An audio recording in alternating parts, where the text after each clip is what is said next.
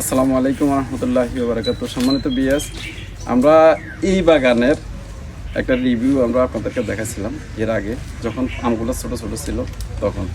তো কাকা উনি আমার শ্বশুর ঢাকা থেকে আসছে, ক্যামেরার পিছনে যিনি আছেন উনি আমার ছোট ভাই, আরও একজন আছে বেআই সাহেব। তো আমরা আসলে আজকে কাকা আসছে, আমগুলো আসলে ব্যস্ত মানুষ তো ওখানে বিজনেস করে, তো আম নিয়ে যাওয়ার জন্য বিশেষ করে আজকে আসা, মানে খাওয়াবে এবং নিয়ে যাবে, সেই জন্যই আসা। কাকা এই যে আম যেটা এখন ধরছেন, এই আমটার নামটা কি? আমরা তো এটা ছোট, ওই যে যখন মুকুট ছিল তখন তো আসছিল, ছোট ছিল। এটা এখন 2 কেজি হবে। এটার নাম হলো ব্রুনাই কিং। এটা ব্রুনাই কিং। এটা দেখেন কত বড় আম।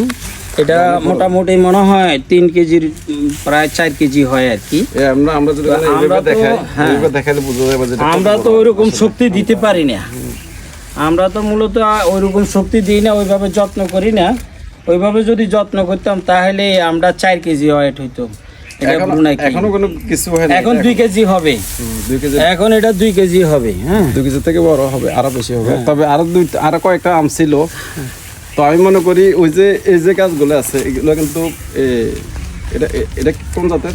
এটা হলো আমরুপালি। রূপালি।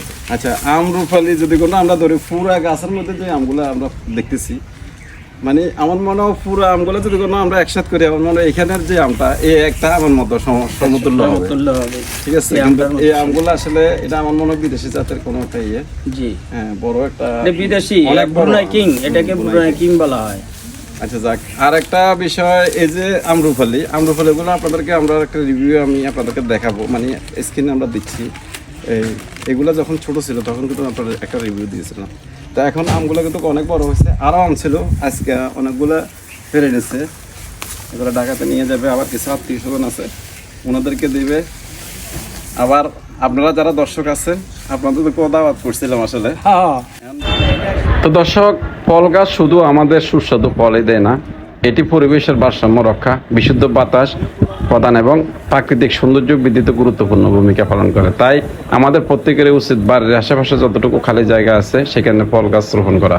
আম, কাঁঠাল, লিচু, পেয়ারা, জাম, নারকেল কিংবা লেবুর মতো ফল গাছ লাগালে একদিকে যেমন পরিবারের পুষ্টির চাহিদা পূরণ হবে, অন্যদিকে অর্থনৈতিকভাবে উপকার পাওয়া যাবে।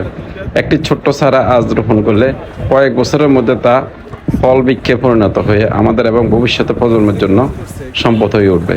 বর্তমান জলবায়ু পরিবর্তন, পরিবেশ দূষণের কারণে গাছ লাগানোর গুরুত্ব আরও বেড়েছে। ফল গাছ কার্বন ডাইঅক্সাইড শোষণ করে, পরিবেশকে শীতল রাখে এবং পাখিদের জন্য নিরাপদ আশ্রয় তৈরি করে। একটি সবুজ সুন্দর পরিবেশ গড়ে তুলতে বাড়ির আশেপাশে